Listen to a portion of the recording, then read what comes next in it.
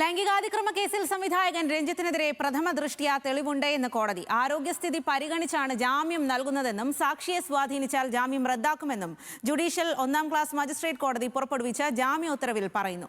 രഞ്ജിത്തിനെ ഒളിവിൽ പോകാൻ സഹായിച്ചോ എന്നതിൽ വ്യക്തത വരുത്താൻ സഹസംവിധായിക ശാലിനിയെ പോലീസ് ചോദ്യം ചെയ്തു. എറണാകുളം ജുഡീഷ്യൽ 1-ാം ക്ലാസ് മജിസ്ട്രേറ്റ് കോടതി രഞ്ജിത്തിന് ജാമ്യം നൽകിക്കൊണ്ടുള്ള ഉത്തരവിലാണ് പ്രതിക്കെതിരെ പ്രഥമദൃഷ്ട്യാ തെളിവുണ്ടെന്ന് വ്യക്തമാക്കിയത്. ചുമത്തിയ കുറ്റങ്ങളുമായി പ്രതിയെ ബന്ധിപ്പിക്കുന്ന തെളിവുകൾ പ്രഥമദൃഷ്ട്യാ പ്രകടമാണെന്ന് കോടതി ചൂണ്ടിക്കാട്ടി. പരാതിയുടെ വസ്തുതയിലേക്ക് തൽക്കാലം കടക്കുന്നില്ല.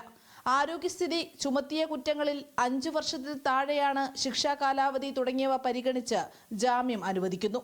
ആരോഗ്യസ്ഥിതിയും പ്രായവും സാമൂഹിക ബന്ധവും കണക്കിലെടുക്കുമ്പോൾ പ്രതി ഒളിവിൽ പോകാനുള്ള സാധ്യത കുറവാണെന്നും കോടതി നിരീക്ഷിച്ചു.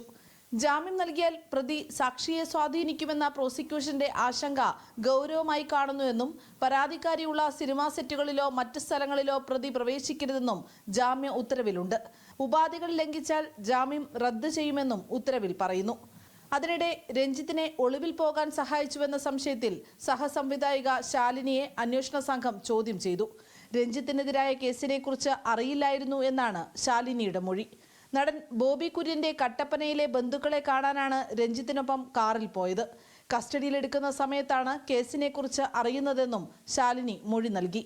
എന്നാൽ ശാലിനിയുടെ മൊഴി അന്വേഷണ സംഘം വിശ്വാസത്തിലെടുത്തിട്ടില്ല. നടൻ ബോബി കുര്യനെയും കേസിൽ വീണ്ടും ചോദ്യം ചെയ്യും. ഇന്നലെയാണ് കേസിൽ ജാമ്യം ലഭിച്ച് രഞ്ജിത്ത് ജയിൽ മോചിതനായത്. ന്യൂസ് മലയാളം, കൊച്ചി.